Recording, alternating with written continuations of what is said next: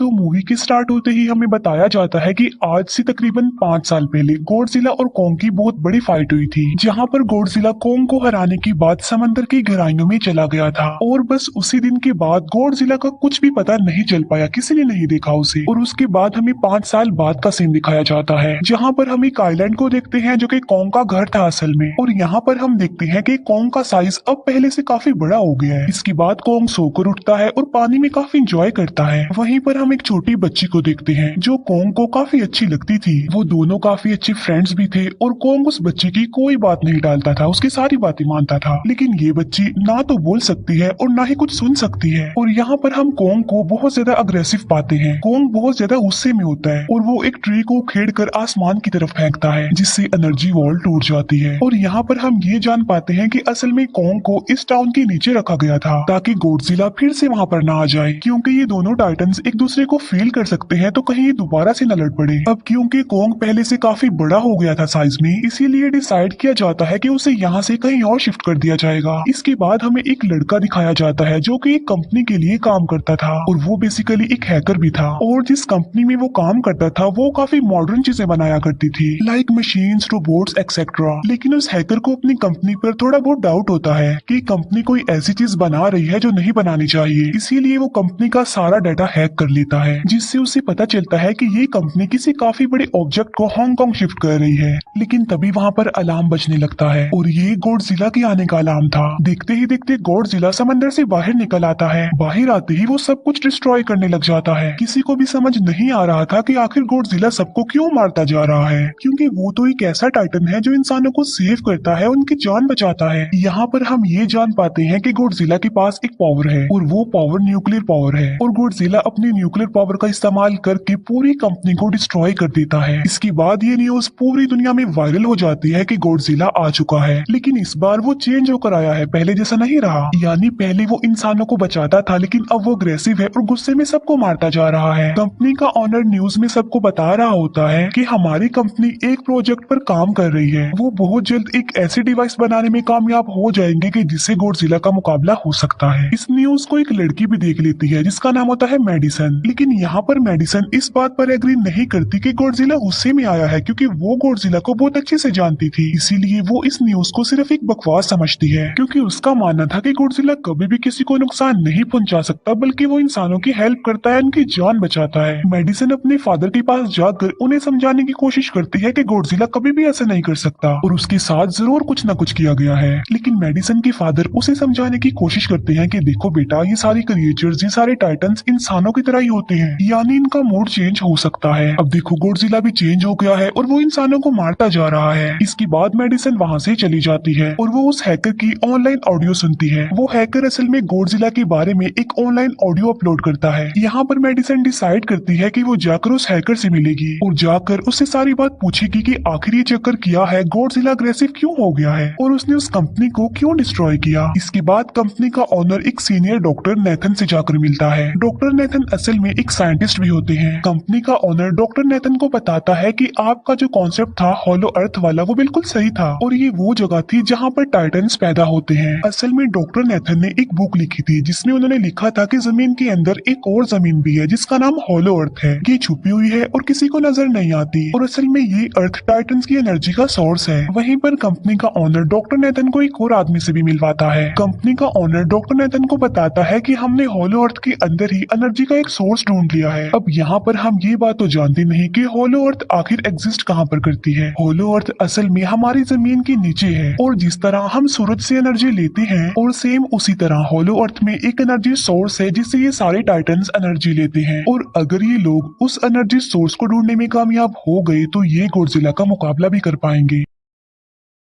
Doctor Nathan उनसे पूछता है कि आखिर हम उस हॉलो अर्थ तक जाएंगे कैसे, क्योंकि अब से कुछ साल पहले मेरे भाई ने भी वहां पर जाने की कोशिश की थी लेकिन वो नहीं जा पाया और मर गया। यहाँ पर हम ये बात भी जान पाते हैं कि हॉलो अर्थ में ग्रेविटी नहीं होती, इसीलिए वहाँ पर हर चीज हवा में उड़ने लगती है। जिस पर कंपनी का ऑनर डॉक्टर नेथन को कहता है कि आपको इस बारे में फिक्र करने की कोई जरूरत नहीं है, क्योंकि हमारी कंपनी ने एक एंटी ग्रेविटी कार बनाई है जिसकी मदद से हम वहाँ यानी हॉलो अर्थ पर जाएंगे। कंपनी का ऑनर ये भी बताता है कि हर टाइटन टाइटन्स में एक एबिलिटी होती है जिसकी मदद से हर टाइटन अपने घर को ढूंढ सकता है, इसीलिए हमें एक कॉन्ग की हेल्प लेनी चाहिए। इसके बाद डॉक्टर नेथन अपनी एक फ्रेंड जो कि डॉक्टर भी थी उससे मिलते हैं और ये फीमेल डॉक्टर कॉन्ग की देखभाल भी करती थी। डॉक्टर नेथन उस फीमेल डॉक्टर को समझाने की कोशिश करते हैं कि हमें कॉन्ग को उसके घर पर भेजना चाहिए और उसका घर होलो अर्थ है क्योंकि हम उसे ज्यादा टाइम के लिए यहाँ पर नहीं रख सकते और अगर वो यहाँ से बाहर निकला भी तो गॉडजिला उस पर अटैक कर देगा, इसीलिए कॉन्ग सिर्फ होलो अर्थ में ही सेफ रह सकता है। अब थोड़ी बहस के बाद फाइनली वो फीमेल डॉक्टर भी इस बात के लिए एग्री हो जाती है क्योंकि इसके अलावा उनके पास और कोई ऑप्शन जो नहीं था। फिर ये लोग अपनी पूरी आर्मी के साथ कॉन्ग को होलो अर्थ की तरफ ले जाने लगते हैं। कॉन्ग को ये लोग चेन से बांध कर ले जा रहे थे। कॉन्ग की फ्रेंड यानी वो छोटी बच्ची कॉन्ग से इशारों में बातें करती है। बच्ची बताती है कि कॉन्ग को गुस्सा आ रहा है क्योंकि उसे जंजीरों से बांधा हुआ है। आर्मी का लीडर उस फीमेल डॉक्टर को कहता है कि हम गॉडजिला के रास्ते से नहीं गुजरेंगे और हम किसी दूसरे रास्ते से ही जाएंगे ताकि गॉडजिला को पता न चल पाए, जिस पर वो फीमेल डॉक्टर कहती है कि जी हाँ बिल्कुल हमें ऐसा ही करना चाहिए क्योंकि गॉडजिला और कॉन्ग की काफी पुरानी दुश्मनी है क्योंकि वो दोनों ही खुद को मॉन्स्टर्स का किंग समझते हैं और अगर वो दोनों एक दूसरे के सामने आ जाते हैं तो तबाही मचा देंगे। फिर हम मेडिसन को देखते हैं जो कि अपनी फ्रेंड को लेकर उस हैकर से मिलने जाती है। यहाँ पर वो हैकर उन लोगों को बताता है कि असल में कंपनी एक काफी बड़ी चीज बना रही है और उस चीज को बनाकर हांगकांग शिफ्ट कर दिया जाएगा, लेकिन गॉडजिला को ये बात पसंद नहीं आई, इसीलिए उसने उस कंपनी पर अटैक करके उसे डिस्ट्रॉय कर दिया। फिर हम देखते हैं कि कॉन्ग वाली शिप में अलार्म बजने लगा है। वो बच्ची फीमेल डॉक्टर को बता रही होती है कि गॉडजिला आ रहा है। डॉक्टर नेथन कहता है कि अब क्योंकि गॉडजिला बाहर आ रहा है तो हमें कॉन्ग को भी आजाद कर देना चाहिए, यानी उसकी चेन्स खोल देनी चाहिए ताकि वो गॉडजिला का मुकाबला करके हम सबको बचा ले। और अब फाइनली गॉडजिला बाहर आ जाता है जो एक शिप को डिस्ट्रॉय करते हुए आगे बढ़ रहा था उन लोगों की तरफ। जब कॉन्ग को पता चलता है कि गॉडजिला आ रहा है तो वो जोर से चिल्लाने लगता है, लेकिन उसे तो चेन से बांधा गया था। फिर ये लोग गॉडजिला पर रॉकेट और मिसाइल से अटैक करते हैं जिसका गॉडजिला पर जरा भी असर नहीं होता। जो उन लोगों की प्लेन्स होते हैं गॉडजिला उन्हें भी डिस्ट्रॉय कर देता है और अब गॉडजिला कॉन्ग वाली शिप की तरफ बढ़ रहा था। गॉडजिला उन लोगों की सारी शिप्स को डिस्ट्रॉय कर देता है और यहाँ पर गॉडजिला उनके शिप को पलट देता है जिससे कॉन्ग और बाकी लोग समंदर में डूबने लगते हैं। फिर वो लोग कॉन्ग की चेन्स को खोल देते हैं ताकि कॉन्ग गॉडजिला का मुकाबला करके उन सबको बचाए। फिर गॉडजिला और कॉन्ग की ग्रेट वॉर होती है जिससे कॉन्ग गॉडजिला को समंदर में काफी नीचे फेंक देता है। फिर वो पलटी हुई शिप को सीधा करता है ताकि सब लोगों की जान बच सके, लेकिन गॉडजिला एक बार फिर से उठता है और वो उस शिप की तरफ जा रहा था जिसमें वो बच्ची थी और यहाँ पर कॉन्ग एक शिप से दूसरी शिप पर जंप करके फाइनली उस शिप तक पहुंच जाता है जहाँ पर गॉडजिला आ रहा था। यहाँ पर कॉन्ग गॉडजिला को एक जोरदार पंच मारता है। फाइट बैक करते हुए गॉडजिला भी कॉन्ग को मारता है जिससे कॉन्ग नीचे गिर जाता है। कॉन्ग एक बार उठकर फिर से गॉडजिला को मारता है और गॉडजिला जाकर समंदर में गिरता है। इस बात से गॉडजिला को काफी गुस्सा आ जाता है और यहाँ पर वो अपनी पावर यानी न्यूक्लियर पावर का इस्तेमाल करता है। ये देखकर कॉन्ग जल्दी से अपनी जान बचाने के लिए पानी में कूद जाता है। गॉडजिला की जो न्यूक्लियर पावर की लाइट होती है वो हर जगह फैल जाती है। सब लोग उसे देखकर काफी हैरान रह जाते हैं और यहाँ पर हमें अंदाजा हो जाता है कि गॉडजिला कितना ज्यादा पावरफुल है। फिर समंदर के अंदर ही उन दोनों के बीच फाइट होने लगती है। गॉडजिला तो पानी में सांस ले सकता था, लेकिन कॉन्ग जो कि इंसानों की तरह था वो पानी में सांस नहीं ले सकता था, इसीलिए कॉन्ग हारता हुआ नजर आ रहा था।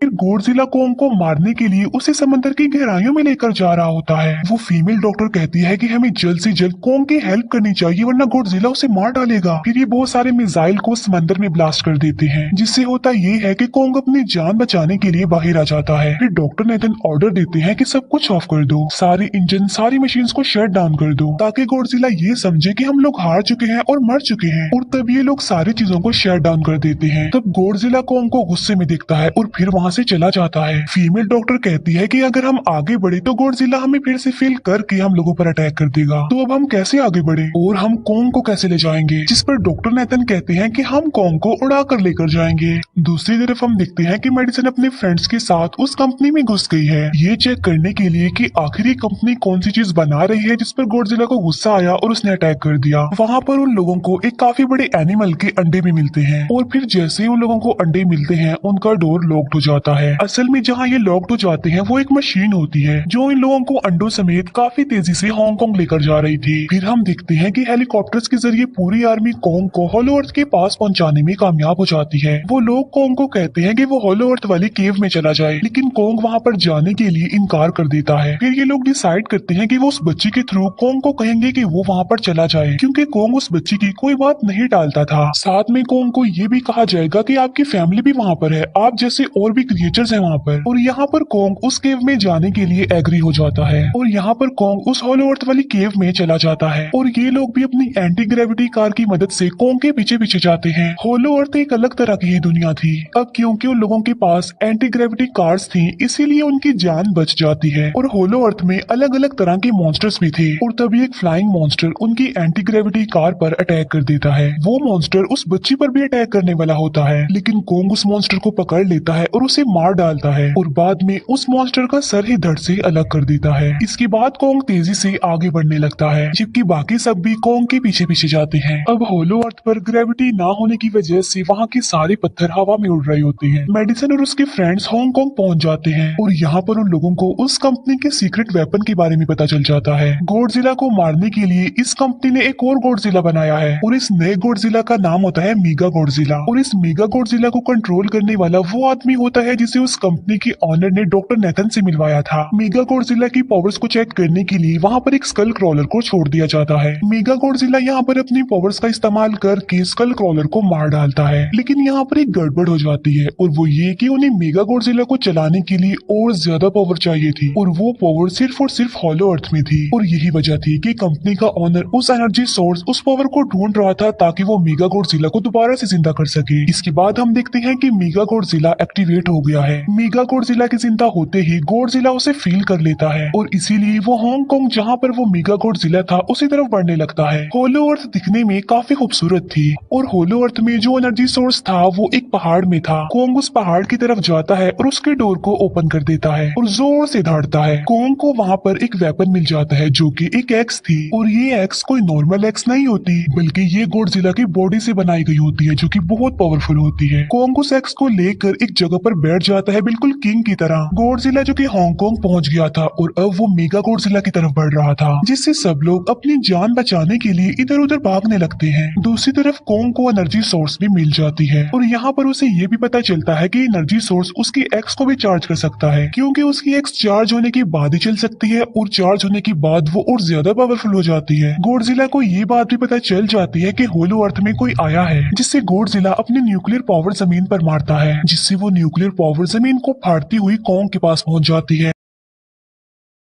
कंपनी की एक फीमेल ऑनर उन लोगों के साथ ट्रिक करती है। वो इस एनर्जी का थोड़ा सा सैंपल अपनी कंपनी के पास भेज देती है ताकि वो लोग मेगा गॉडजिला को एक्टिवेट कर दें। हालांकि फीमेल डॉक्टर उसे ऐसा करने से मना करती है लेकिन वो उसकी एक नहीं सुनती और जब उस लड़की को रियलाइज होता है कि यहाँ पर गॉडजिला भी आने वाला है तो वो वहाँ से भागने लगती है लेकिन तभी कोंग उसकी कार को पकड़कर उसे डिस्ट्रॉय कर देता है। कोंग अपना एक्स लेकर गॉडजिला से लड़ने के लिए तैयार हो जाता है क्योंकि इस न्यूक्लियर पावर के जरिए गॉडजिला ने कोंग को लड़ने का इशारा दिया था। फिर कोंग वहाँ से भागते हुए हांगकांग आ जाता है। कोंग गॉडजिला पर अटैक करता है लेकिन बाय मिस्टेक उसकी वो एक्स एक बिल्डिंग में फंस जाती है और मौके का फायदा उठाकर गॉडजिला कोंग को नीचे गिरा देता है और यहाँ पर इन दोनों के बीच जबरदस्त फाइट होती है। गॉडजिला कई बार अपनी न्यूक्लियर पावर का इस्तेमाल करके कोंग को मारने की कोशिश करता है लेकिन कोंग बहादुरी से मुकाबला करते हुए हर बार बच जाता है। फिर कोंग अपनी एक्स से गॉडजिला पर अटैक करके उसे इंजर्ड कर देता है जिससे गॉडजिला को गुस्सा आ जाता है और वो अपनी न्यूक्लियर पावर का इस्तेमाल करके कोंग को दूर फेंकता है लेकिन कोंग अपनी एक्स की मदद से उस पावर को अपनी तरफ आने से रोक देता है। इन दोनों के बीच काफी देर तक फाइट चलती रहती है। अब क्योंकि गॉडजिला काफी ज्यादा पावरफुल था इसीलिए कोंग हारता हुआ नजर आ रहा था। गॉडजिला कोंग को इंजर्ड करके वहीं पर फेंक देता है और उसकी चेस्ट पर पैर रख के जोर से दहाड़ने लगता है। उसे देखकर कोंग भी जोर से दहाड़ने लगता है और तभी गॉडजिला कोंग को छोड़कर वहाँ से जाने लगता है। हम देखते हैं कि कंपनी के ऑनर को वो एनर्जी सोर्स मिल चुका था जिसके जरिए वो मेगा गॉडजिला को जगा दे। यहाँ पर हमें पता चलता है कि मेगा गॉडजिला से काफी पावरफुल है और उससे साइज में काफी बड़ा भी है लेकिन यहाँ पर मेगा गॉडजिला सब कुछ अपने कंट्रोल में कर लेता है। इसीलिए मेगा गॉडजिला सबसे पहले कंपनी के ऑनर को मारता है और बाद में उसके असिस्टेंट को भी मार डालता है। फिर मेगा गॉडजिला दीवार को फाड़ते हुए बाहर आ जाता है। गॉडजिला जब मेगा गॉडजिला को देखता है तो वो उसे लड़ने के लिए आगे बढ़ता है और उन दोनों के बीच काफी फाइट होती है। अब क्योंकि मेगा गॉडजिला काफी पावरफुल था इसीलिए गॉडजिला हारता हुआ नजर आ रहा था। Mega Godzilla